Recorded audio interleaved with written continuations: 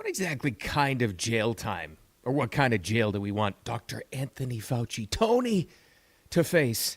And you're thinking, hold on, Bill, it's even a stupid question. He was pre-pardoned. He was preemptively pardoned by Biden because that's not suspicious at all. So he's not going to face anything. We'll get to that.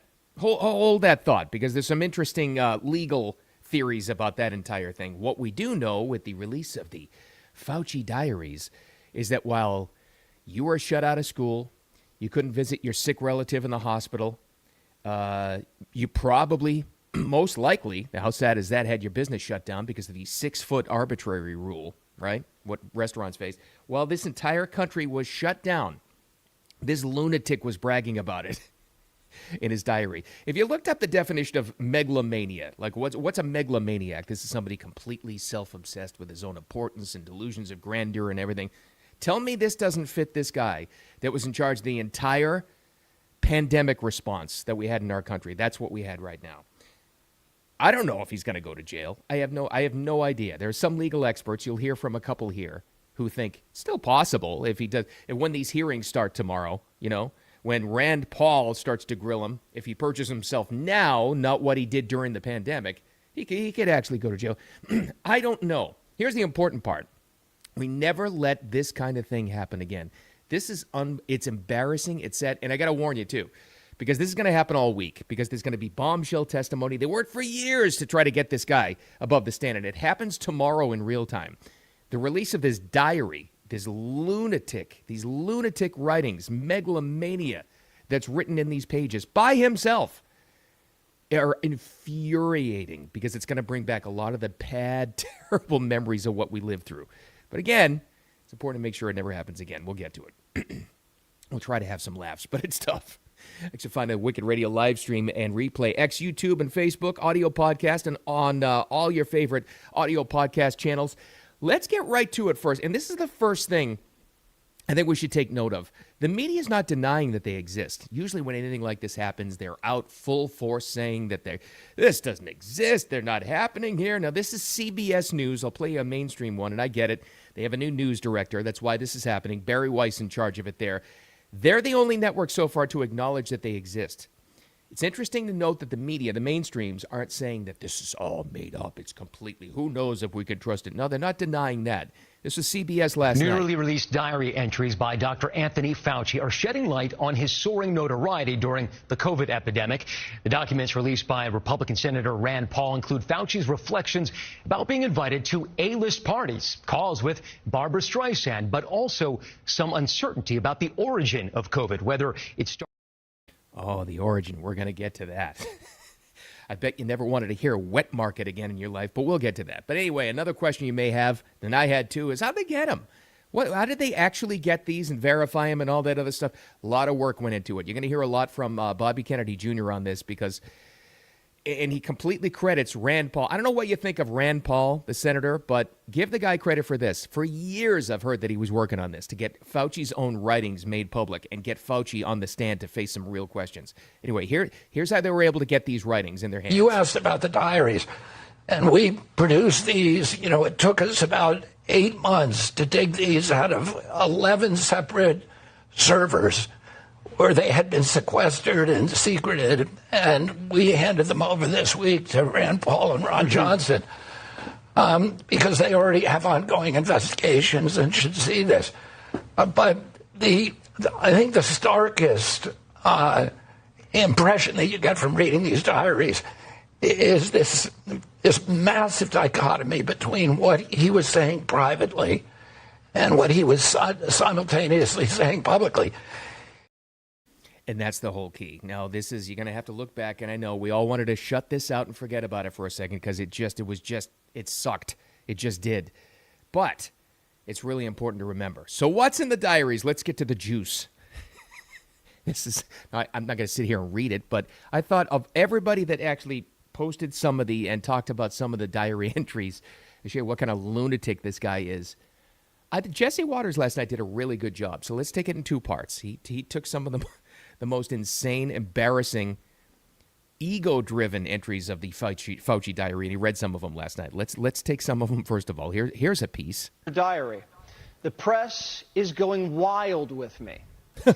It is not a hyperbole to say that today I am the most famous and talked about person in the country and one of the most recognizable persons in the world.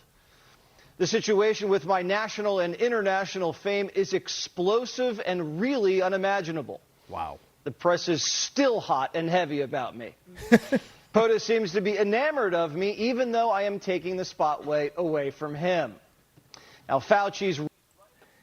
Okay, so here's the first question. Is it normal for somebody of his stature to actually have a diary and write this stuff? That's actually pretty normal. There's nothing shocking there. He was in charge of our health response to a pandemic if it ever comes. And he was the highest paid federal employee for decades. It's not shocking that he would write down his personal journal, what happened, and they would be saved on a server and hey, save it for a book someday or research or history. That's not shocking. What's shocking is anybody would write it in those terms, completely obsessed with his own fame and attention. It's insane. This is a lunatic, a megalomaniac, completely obsessed with his own. And again, the important part is what he was telling us publicly. Again, you got to go back to the painful times. Shut down, close your school, close your business. Arbitrarily, let's pick this number out of the sky. We'll get to this in a second. 6 feet, which never was a thing. They just made it up. Shut down your business. Can't see sick grandma.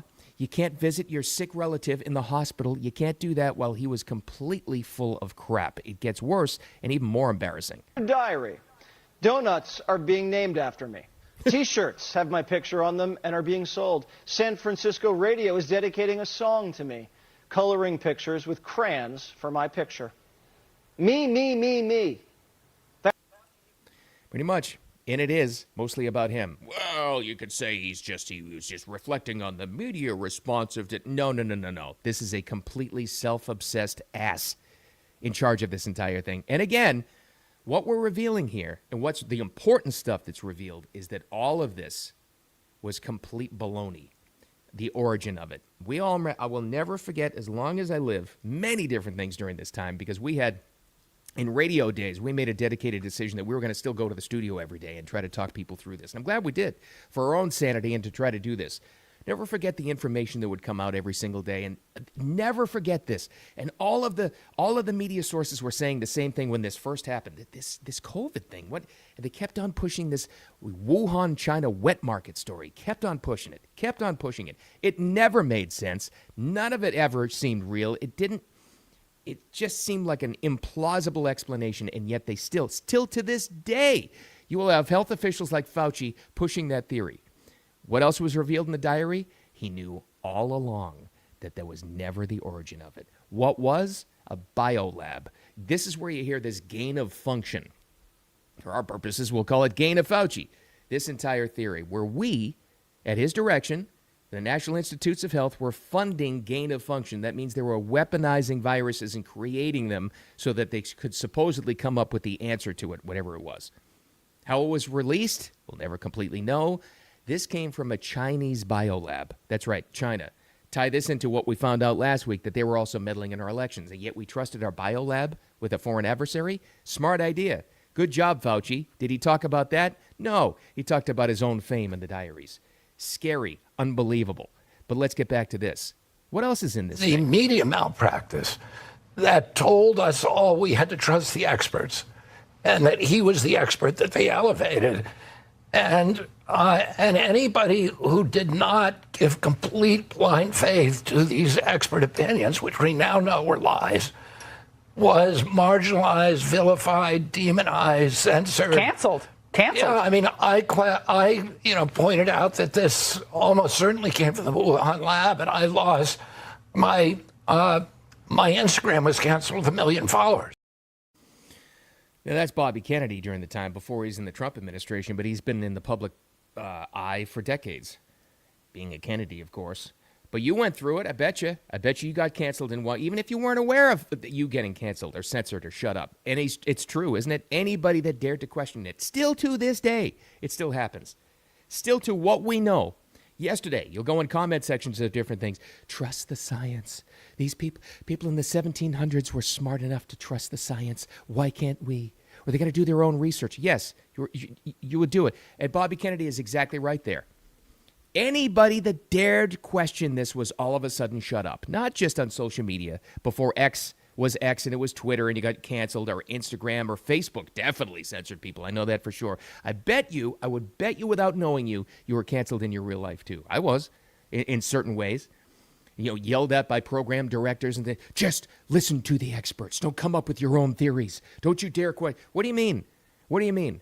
We're broadcasters. We're supposed to question things. You're not allowed to question anything. Let me tell you something. And ever get to an era where you're not allowed to question things. And a lot of times when you question things, you're going to come up with the wrong theory, but it's important to always question things. Whenever they tell you not to question things, bad things are afoot. Bad things are happening. And it happened, didn't it? I bet you in some way, shape, or form you were canceled in your own personal life, even if you're not in the public eye. I bet you were. I bet you were told to shut up at work. I bet you were told by your friend group. I bet you still to this day, you were told that you trust the science. Well, the science, as we now know, was completely full of crap from the very beginning of this thing, lying about the origin of COVID. And then the vaccine injuries. And then the vaccine thing. But you're not allowed to question that. Right. Sure you're not. And let's get back to this 6 foot thing, because of all the hideous things, we all have our favorite, like ridiculous still shots of the COVID era. And you look back at that, and as painful as it is, you're like, what the hell were we thinking? I saw a picture the other day somebody reposted of kids in some school in California. It was a music class. They were playing saxophones in these pods where they shut the zipper. And I know in Massachusetts they put chunks of 2x4 over basketball nets so kids couldn't go outside and get some healthy sun and play basketball separated. Kick people off of beaches. Remember all that? Besides the hideous stuff of letting old people die in homes because they couldn't be visited. Now, this isn't to say you shouldn't take precaution when this thing was there, but what they did was ridiculous. But the 6 foot rule, the most ridiculous of all, completely and totally, as we know and is confirmed, made up, confirmed in the diaries, but also I'll give you this little story to tell you how it was made up. So every day on the radio, we would go in there and just as part of what we do, it's like in show prep, I would go on the CDC website. Okay, they're still saying this. What's the update? What? Randomly, in the middle of this thing, I think it was 21 or 20, late 2021. So this has been going on for the country for over, we're getting into years now. They changed the separation, the distancing rule from 6 feet, and they put it to 10 feet or 12 feet. Randomly. It was some random Wednesday morning. And I looked at it and I said, oh my, and I turned to my cohorts and I said, am I just making this up? Am I reading that correctly? Is this like a real, they randomly in the middle of this thing just completely changed the distancing. Why is that important, Bill? You had to separate for, no, it's not. I'll give you a background story because we used to interview the medical experts that at first had said, you would have to be in close proximity, literally sharing saliva with someone to get this.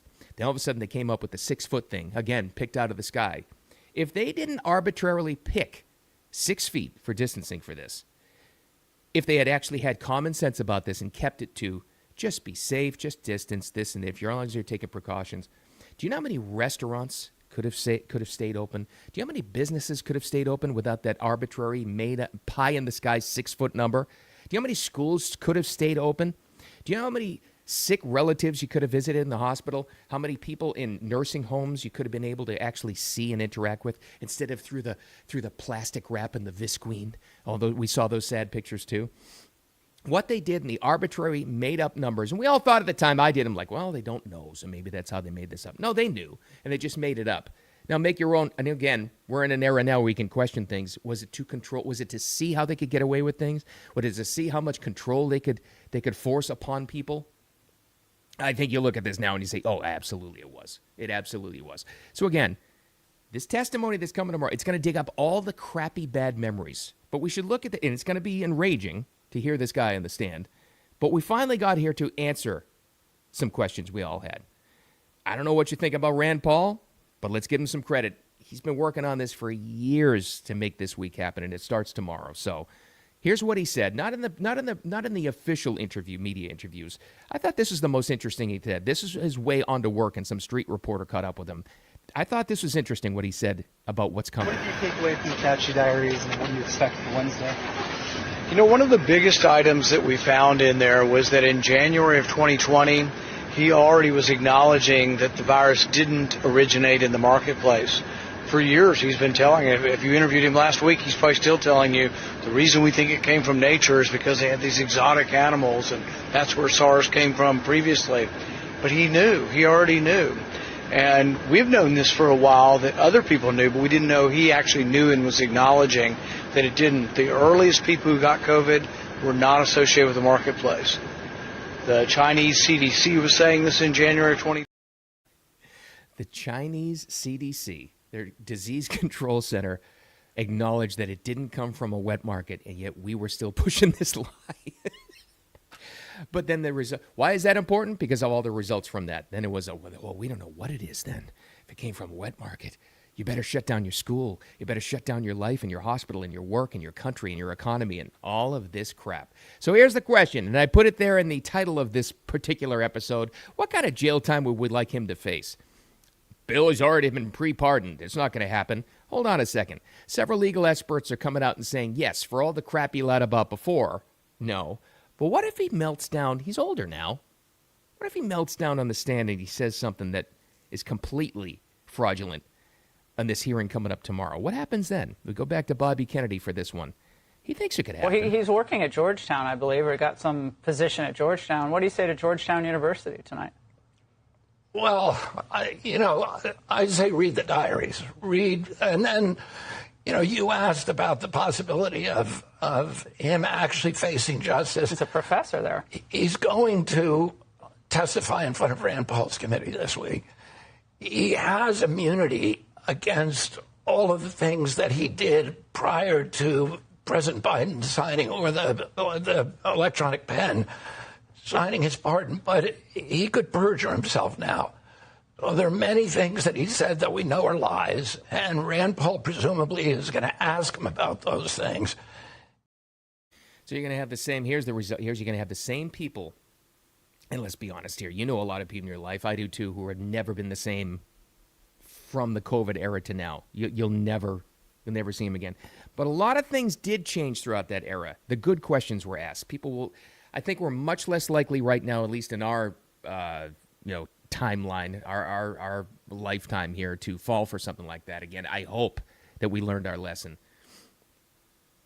If he doesn't go to any kind of a jail, and listen, I know it's pie in the sky maybe, and it's a stretch, but this will be exposed to the world of what we went through. It's going to bring up all those painful memories again, but I think we have to go through it one more time to make sure that we don't fall for it ever again. That's the important part. But you've still got people in your life who will say, oh, it's just, they're setting up for lies. Tony Fauci is a hero. Remember, like all the media glossing, you could not get this guy off the media. Remember, and as we know in the diaries, he was loving his attention. Complete lunatic megalomaniac. But it's going to be more people than ever realizing that this was completely not made up. No, it's a real pandemic. That was real. But our response to it was preposterous. You don't ever shut the country down over something like this. You handle it a different way. So we'll see. We'll see what happens. But just telling you, I'm just warning you ahead of this and all this stuff that comes out and seeing that guy in the stand again and listening to Dr. Fauci. It's going to be annoying. We got to live through it one more time to get to the truth, and that's what this is all about. So we'll see. Jail time? I don't know. Unless he melts down and purges himself. That would be great. Who knows? But maybe he's serving a different kind of jail where no one will believe him again. Nobody of common sense anyway. Like you. Thanks for hanging out with me. Wicked Radio live stream, replay on X, YouTube, Facebook. We got clips all over the place, including TikTok on there too, and the audio podcast wherever you like to get them. About to be posted shortly. Make it a wicked awesome Tuesday. I'll talk to you later.